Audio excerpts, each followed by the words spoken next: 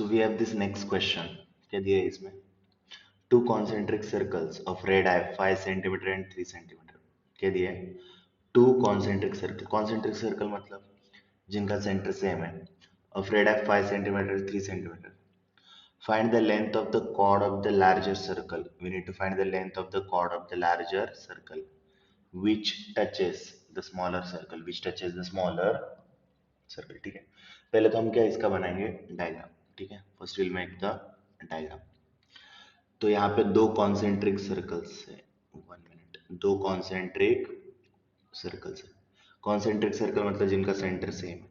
तो लेट से एक सर्कल है जिसका सेंटर O है और एक दूसरा सर्कल है उसका भी सेंटर O है. ठीक है ना. तो गिवन में क्या दिया हमें? गिवन में अब ये प्रूफ करना है.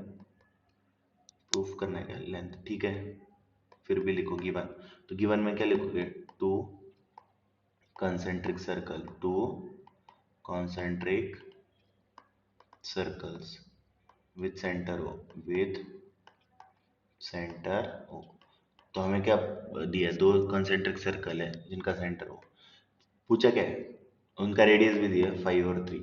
मतलब छोटे सर्कल का रेडियस 5 होगा, बड़े सर्कल रेडियस 3 होगा. Find the length of chord of the larger circle which touches the smaller circle. मतलब जो लार्जर सर्कल है उसके उस कॉर्ड का हमें लेंथ निकालना है जो स्मॉलर सर्कल को क्या कर रहा है? टच. मतलब ऐसे कॉर्ड का लेंथ निकालना है लार्जर सर्कल का जो स्मॉलर सर्कल को टच कर रहा है. टच मतलब टेंजेंट होगा बेसिकली. हमें लार्जर सर्कल के उस कॉर्ड का लेंथ चाहिए जो स्मॉलर सर्कल को टच कर रहा है, इन द सेंस टेंजेंट होगा. ठीक है ना. तो यहाँ पे एक कॉर्ड ड्रॉ करो लार्जर सर्कल का ए बी. लेट अस से वो स्मॉलर सर्कल को पी पे टच कर रहा है. ठीक है ना. तो हम यहाँ पे गिवन में अगेन क्या लिखेंगे? AB is tangent. AB is tangent to smaller circle at point P. ठीक है ना. AB is tangent to AB is tangent to smaller circle at point P. देखो जो लाइन AB है ना वो स्मॉलर सर्कल के लिए tangent है और लाइन AB लार्जर सर्कल के लिए कॉर्ड है.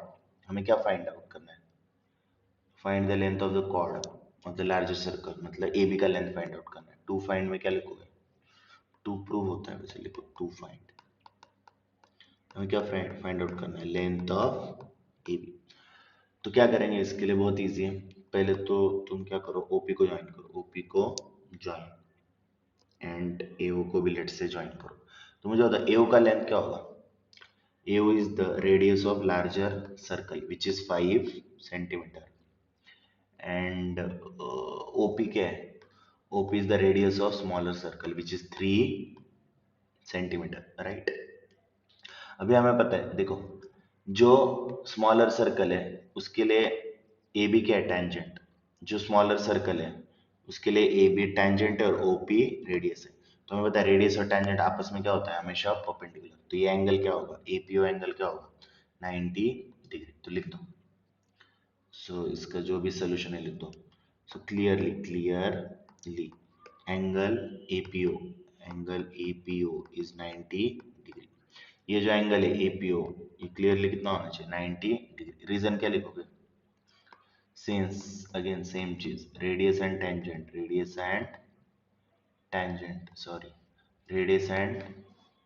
Tangent are perpendicular to each other at radius and tangent are perpendicular to each other at point of contact point of contact. ठीक है ना. क्या लिखा है हमने?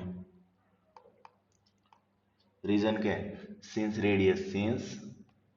Radius and tangent are perpendicular to each other at point of contact. इतना clear है. अब तुम क्या करोगे मुझे बताओ. OB जो है वो AB के परपेंडिकुलर है. OP AB के परपेंडिकुलर है. OP AB के परपेंडिकुलर.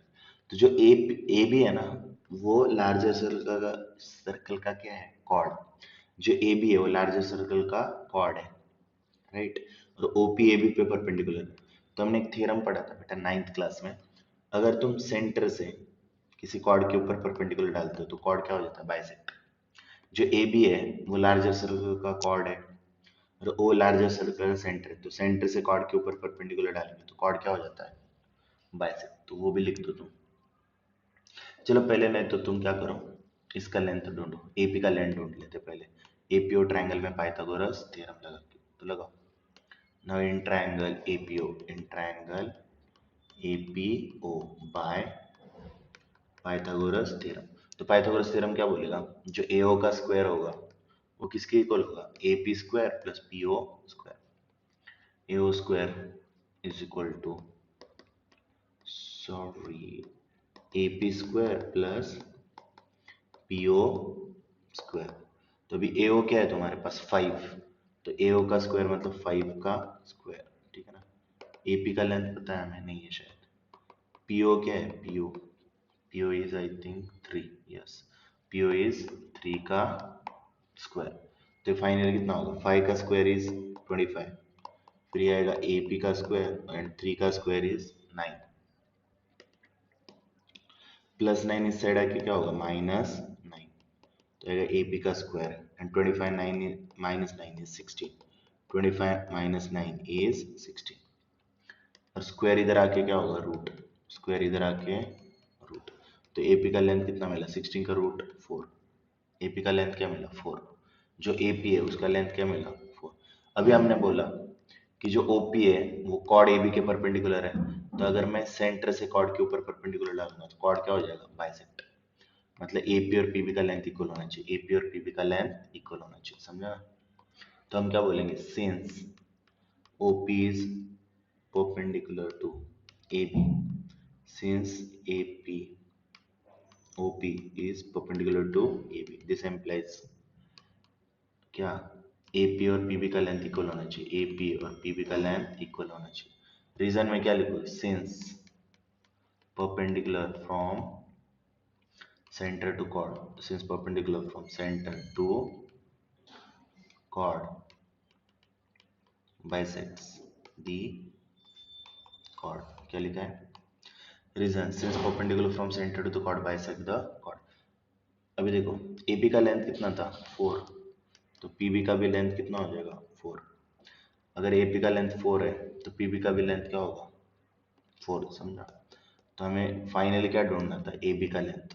तो AB is AP plus PB, AB is AP plus PB, तो दोनों का लेंथ ऐड करो।